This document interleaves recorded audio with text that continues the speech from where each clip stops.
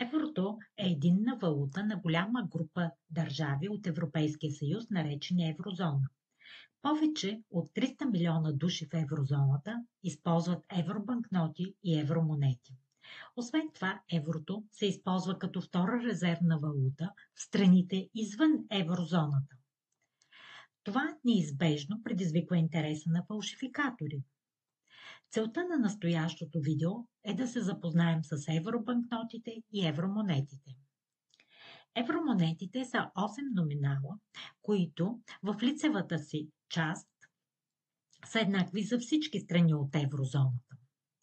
Обратната страна на българските евромонети е изрисуван Мадарския конник, надписите България и стотинки.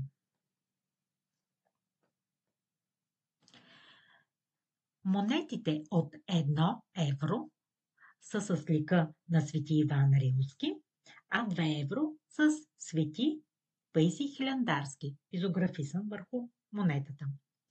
Ниските номинали 1, 2 и 5 евроцента или стотинки са с меден цвят, тъмен, светлият цвят е златист и е за 10, 20 и 50 стотинки, ако можем така да ги наречем. 1 евро е с външен пръстен златист, вътрешен кръг сребрист. Противоположно е разположението на цветовете в 2 евро. Външният пръстен е сребрист, а вътрешният кръг е златист. Всички монети имат различно назъбен ръб, като част от елементите, с които се дава допълнителна информация за незрящите хора или с нарушено зрение. Поради същата причина и номиналите на банкнотите имат отличителен цвят.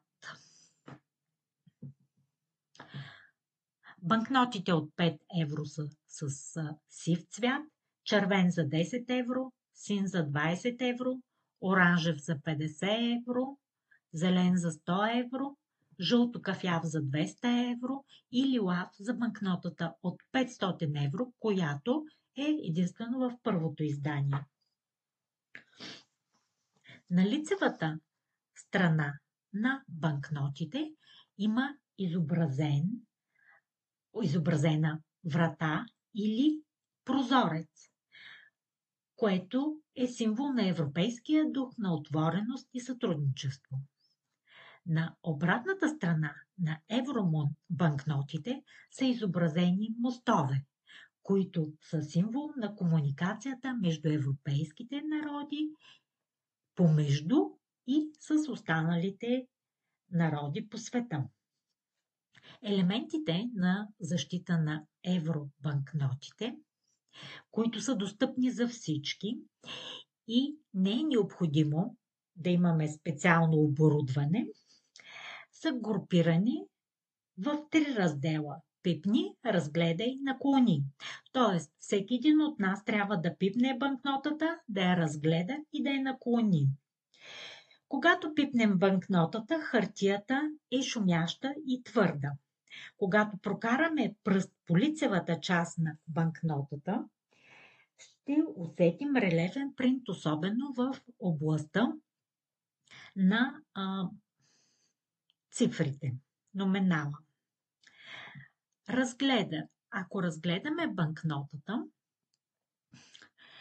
ние ще видим воден знак, осигурителна нишка и цифри, които се допълват от светлината. Когато наклоним банкнотата, ще видим допълнително холограмна лента и стикер или число с променящ се цвят. Разбира се, имаме и допълнителни защити на евробанкнотите, които ще разгледаме в следващото видео. Има микротекстове, които трябва да са четливи под лупа, ултравиолетови характеристики и така нататък.